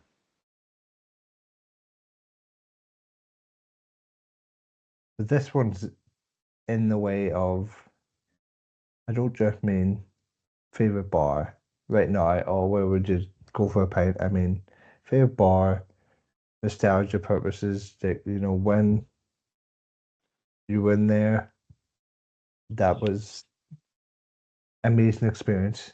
You would, you would be there with friends, wife, partner. I remember years ago, on 37 Dawson Street used to be Ron Black's. And I can tell you the layout of the old place. I can tell you the furniture, and there was always this kind of faint smell of furniture polish because everything in it was mahogany. Okay. And there was something about it that was, it was, I don't say upmarket, but it was on Dawson Street. So it was one of those kind of places that you could go to and you'd be in your best. It was kind of place you might take a girl on a date, or Yeah. for the last part of a date after dinner. It's been an awful long time since I've had to do that. So uh, that is a place for nostalgia purposes that sticks in my head, in terms of that kind of nostalgia bar, because it would have been where we would have hung out. Or the other one that really sticks out for me is, the place just off the corner of Temple Bar, Porterhouse in Temple Bar. Don't open that. So it's a microbrewery, and it also has like loads of world beers in it, but a really good whiskey selection. And it also, you had this kind of central square stairwell that went up, and in the middle of that stairwell was where the band would play. So you could go and see live music. You could go have decent beer. You could have decent company. You could go and have like decent pub food, and that would be another place that I would have gone to. Um, After that, when it comes to bars, I would love to go and do as in go and do a city. I would love to go and see a couple of places in New York. I'd love to go to Attaboy, which is Sam Ross's place. It's he was in Milk and Honey, and he's now, I believe Attaboy is actually in the same premises as Milk and Honey. I would love to go to Amori and Margot, which is owned by Souther Teague, who I've actually become friends with, um, or in contact with, Yeah. while doing the doing the channel, doing the whatever you want to call it, doing content. And I suppose going to those bars where you've kind of connected with people. Like, Yeah. I bought his book, and I was like, yeah, I'm going to make a couple of things out of it. And then I took a couple of photographs of me with the book or the drinks that I made. And then he went and reshared them and said, thanks very much for buying it. Blah, blah, blah, blah. And if you need anything else, like, let me know. And then it just became like a backwards and forwards conversation. And Yeah. now That's amazing. we'll swap things. So it's now that you have that little bit of a community on the go, I'd love to be able to lean into that. I'd love to be able to go down to Oz and have a beer with Steve the bartender and Paul, who's the Aussie bartender. Yeah. That kind of stuff. Um, and that could be in any bar. Um, if I was to have my own bar, God, now we're getting very nostalgic. No, let's go back to. I'll If you jump back. had, here's one for you, Yeah. just off the top of my head. If you had your own bar, what would you call it? Oh, that's a good question.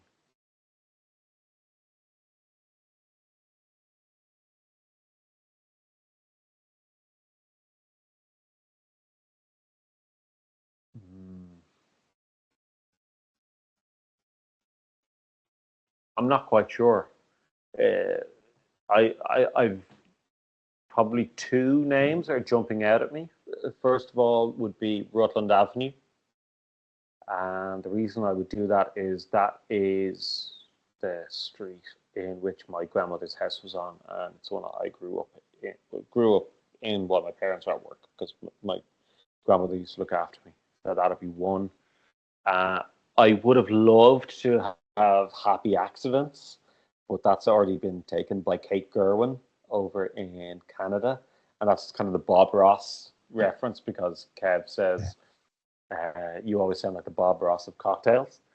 Yeah. So maybe I might go with Happy Little Trees instead, or Talo Blue. Who knows? There we go. We'll have a couple. Yeah, so we've got a couple on the go. Yeah, so they'd be my pick. What about you? What do your ones look like? To be honest, I haven't really massively thought about it, but the one that sticks out in my head, it sounds I think it sounds so stupid, but there is a reason behind it, is the Winchester. Go on. I'm a big fan of Shaun of the Dead, and the bar in Shaun of the Dead It's is called called the Winchester. very good. I don't think I've actually seen Shaun of the Dead. Oh, come on now. It's in my top five films. This has got to be like, cut. I can't believe you've seen Shaun of the Dead, and here we are talking about whiskey for the rest of the night. I know, Uh, because no, no, is that the ice cream series? the Cornetto Cornetto. Yeah, yeah, by Cornetto. Edgar Wright. Yeah, yeah. Is that? Yes, and yeah, and Simon Pegg Yeah. and Nick Frost. I actually have Nick Frost's cookbook up there. It's only good. I've read through it. It reads more like, You got the cookbook, but you haven't cooked anything out of and see the thing is, his cookbook isn't like standard, recipe pictures. It's more the reason why the recipe's in there and then the recipe at the end. So it reads more like a book. it. There is one that I have that works in a similar way, and it's the J.P. McMahon Irish. It's the Irish food story. Hang on. Do you mind if I go get it? No, go for it. I'll grab this book. Huh? I'll grab this book. Okay.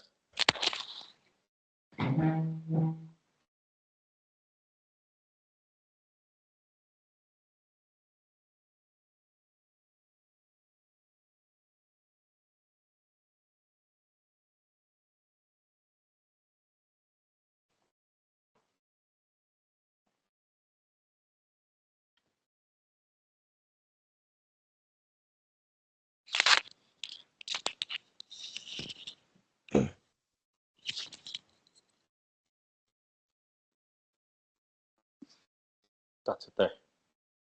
So it's an Irish food story, 100 Foods That Made Us, and it's by J.P. McMahon, who is the Michelin star chef out in near in Galway. But it's like, I've just opened it up there, soft drinks, right? And it's a football special. And Sidona and spaghetti bolognese, but made the Irish way, like the way your mammy used to make it. Yeah, And a spice bag. And a spice bag is made originally in the Sunflower Takeaway in Temple Oak, which is literally where I used to live, and I know exactly like it's literally where I'm from. I was grew up across the street from it. yeah, So when everyone posts about their spice bag, I'm going, yeah, it's about as Chinese as I am. yeah. So But this, that's really well worth a thumb through. I might have to get it. This is Nick Frost, Yeah. A Slice of Fried Gold, Oh, I think I'll have to get which my hands on. which is a reference from Shaun of the Dead. Very good. I'm gonna have to Um, watch Shaun of the Dead too. you are because there's so many pop culture references right through it. But one of the things that is recurring is the fact that the pub's called the Winchester, Hmm. and they always say, "Well, sure, let's go to Winchester, have a nice cold pint, and wait for all this to blow over." So I do this like that. So this, and I actually have a wooden plaque in our downstairs cupboard there that says that.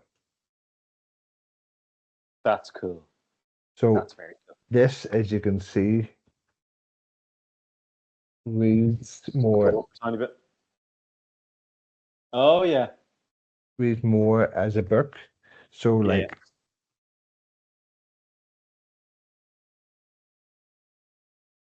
so literally the starter says, let me start by saying I'm not a chef, not a chef, not by a long way. And then it's literally like the next one of the recipes is like I forget what it is. It's something to do. I think it's something to do with eggs, and it's like, if I can leave my children, if I can leave my children, um, without, if I leave my children without being able to boil an egg or something like this here, then I have favorites. But yeah, Gotcha. so it reads more like an actual book than there's no An pictures, actual cookbook. but it's good. I'll definitely have to get that. I just haven't made anything from it because I've just read the stories of it. Sorry, Nick Frost, something full of. Simon Pegg. No, the name of the book, Oh, a slice of fried gold. Slice of Fried Gold. Okay, I'll have to get my hands on Yeah. And literally at the bottom it says taste my memories. it. That's a good line. Yeah. It is it's good. So yeah, we were on bars. Yeah, we were on bars. Now we're talking about cookbooks. And now we're talking about cookbooks. But yes, then we got on to bar names, my Bar bar, names. the Winchester. That's all I've come up with so far. I suppose. And Look, it's just because I'm a massive fan of Shaun of Dead. yeah, I'm gonna have to watch it. I know that Sophie has seen them, and we've spoken about, oh, should we watch them? Oh, you definitely have to rewatch them and so on. So I'll make a point of watching it. Definitely. Yeah, you have to watch Shaun of Dead. Yeah. It's so good. Okay, last question for you. Go on, Guinness or Beamish? Guinness. That's Or that's not even a question.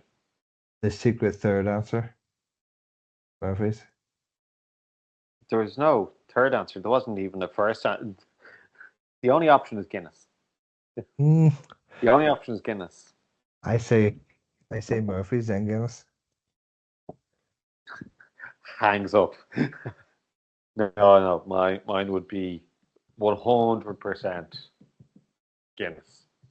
Well, 100%. don't get me wrong. Obviously, Guinness is most widely available, so I'm always drinking Guinness if I'm out. Mm, But I do like a few Murphys. I couldn't tell you the last time I had a pint of Murphy's. Last time I probably had a pint of Murphy was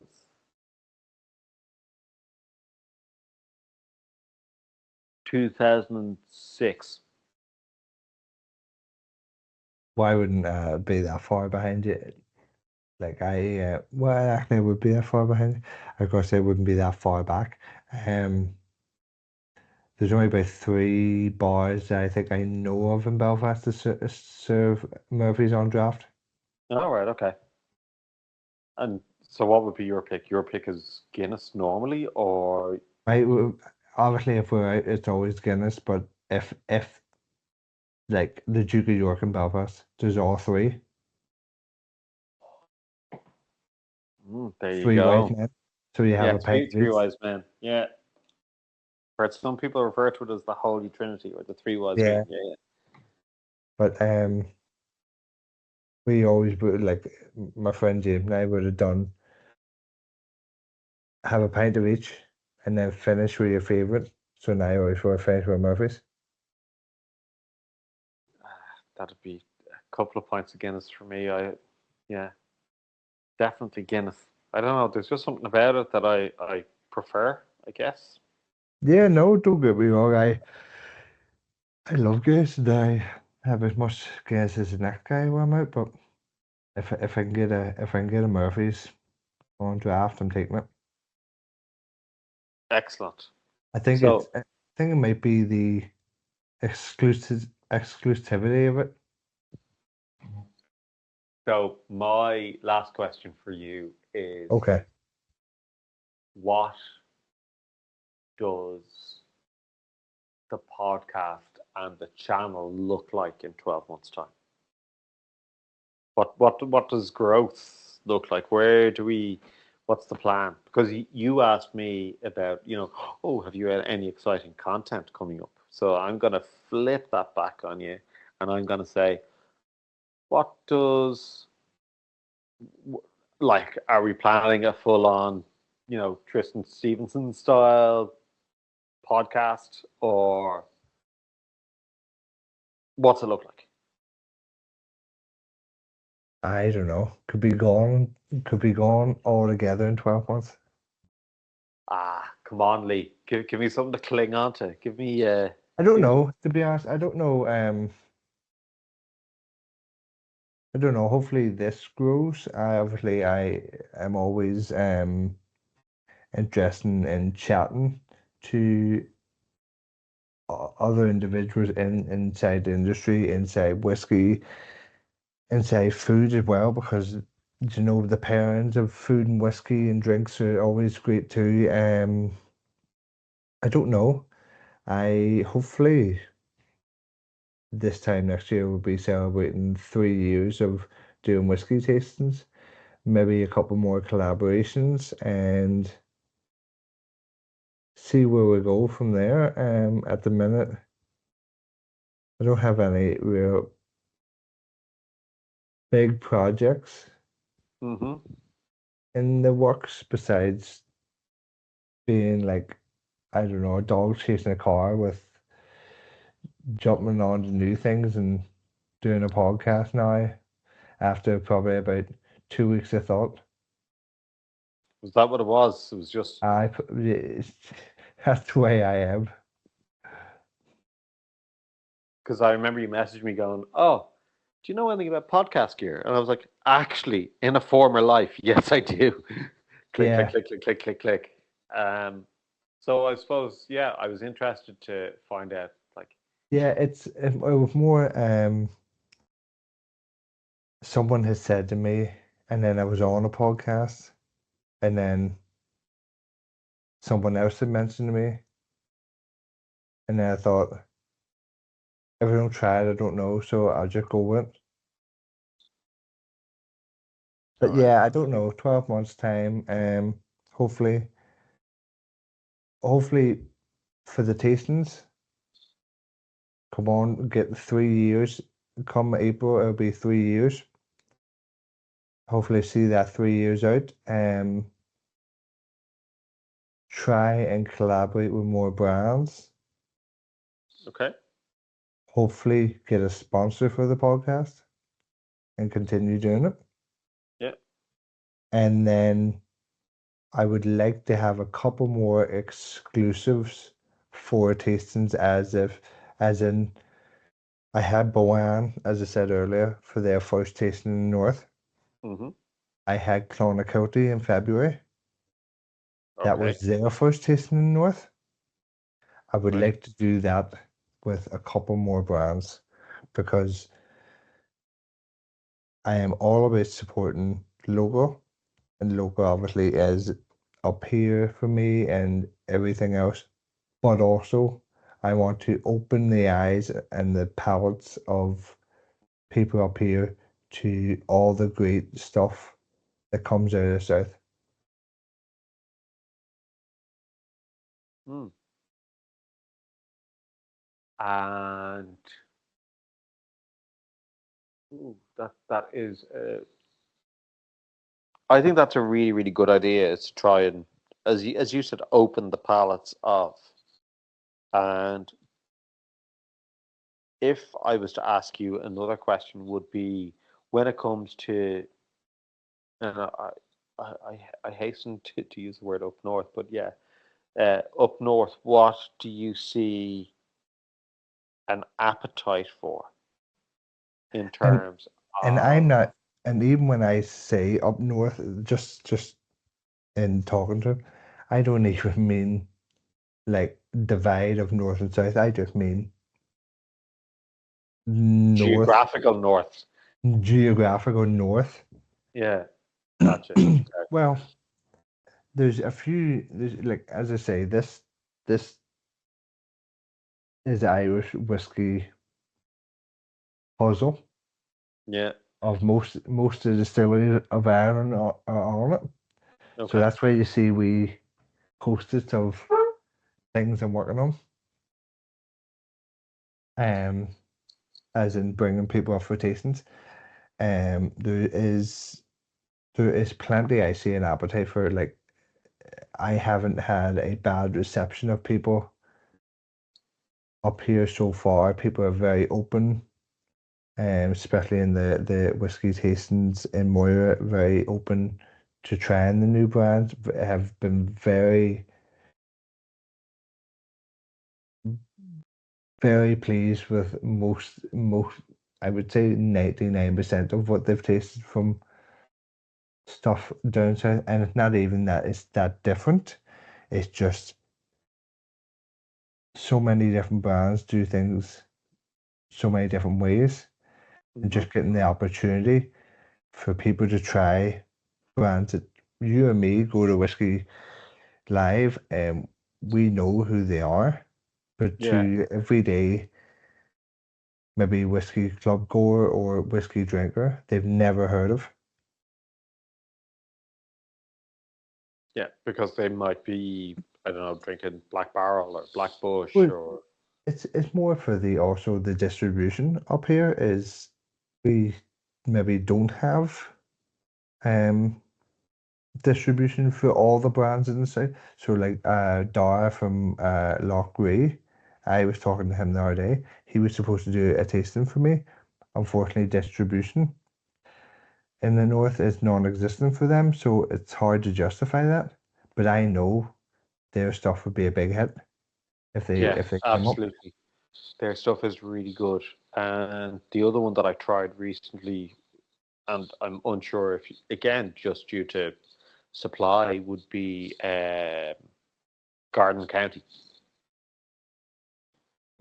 There's a new Yes, Garden County Loudon whiskey. County, Gavin and Clifford, is it? Or is it Ooh, is that his full name, Gavin Clifford? might be. Anyways, yes, I had spoke with him like probably this time last year about organising a tasting. Um, so maybe open that up again. But I have used their pot still for a couple of my tastings, Mm, for events and stuff, and it's always been a firm favorite. very good. Yeah, the Garden County stuff is really good. The Lochrie, yeah, that's. I'm trying to think of something that I really actually don't like, and I can't. I'm really at a One at a. big one I would love to get is Blackwater. Oh yeah. So they have a 500 ml bottle. We've had it a couple of times at the whiskey nights, and everyone loves it. It's the full Irish. Okay. I'm not familiar. Like I'm familiar with the brand. I'm not familiar with the product. I'm Well, not familiar. it's basically I think it might be a pasta. I can't remember off the top of my head, but it is using like um malted barley, unmalted barley, oats, I think there's a mix of a few other bits and pieces in there, and it's really good. I'll have to try and get it. I would imagine somewhere like Celtic Whiskey might have it, or Corkscrew might have it, Or if you order it off their website, or could order it directly and just take out the middleman. Yeah, that's actually a really good idea. yeah. So yeah, I'd say that's the thing for me. Okay. Like if you've any more questions, like fire away. I don't mind spending another couple of minutes I, I asking you think a couple of that's questions. think that's everything I had down. Is there anything that, for the sake of clipping, that you want to re-ask?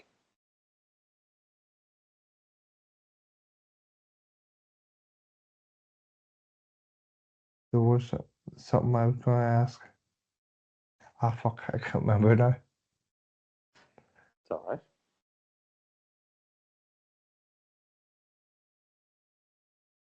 Yeah, that's everything, mate. That's everything. 2 hours and 2 minutes in. Is that what we were talking? Yeah, we've been on this now for 2 hours, 2 minutes. Fucking, it didn't feel like 2 hours. No, and it felt like I was in the kitchen with a pal. But all I can say is thank you so much for coming on and having a chat with me. Um, hopefully, maybe we can do a wee cocktail collaboration. Oh, And absolutely. you can give me a few recommendations. Yeah, absolutely. There'll be more coming down the line. There'll be some kind of low touch stuff, uh, like easy, simple makes for summertime. They're going to be posted soon. That'll be a mixture of Irish whiskey. It'll be some Irish gin. It'll be, you know, using your poaching if you got a bottle of poaching instead of tequila, all that kind of thing. And yeah, I'm sure we can get something together. And look, I think it's high time I probably either headed up to you or you came down to me and we arrange a proper in-person thing as Yes, well. of So course, we'll get um, something organized. unfortunately, we missed each other by 24 hours last weekend at No, Whiskey Live. But yeah, look, let's try and arrange something in person no, soon enough. Anyway, 100%. I think myself and the boys might look at coming down to Dublin doing a wee distillery day again. give me a So shout. We'll catch up after your distillery day, and we can go from there. yeah, of course. Okay, Lee, Well, it's been thank you an very absolute much, pleasure. and have a great rest of your night. Straight to bed, my friend. Straight to Oh, bed. I'm doing the same. Okay. Cheers, man. See you. Thanks so Thanks much. so much, Bye. mate.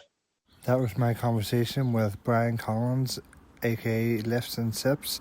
Thanks again for listening and tune in next week for another episode of Cask and Culture.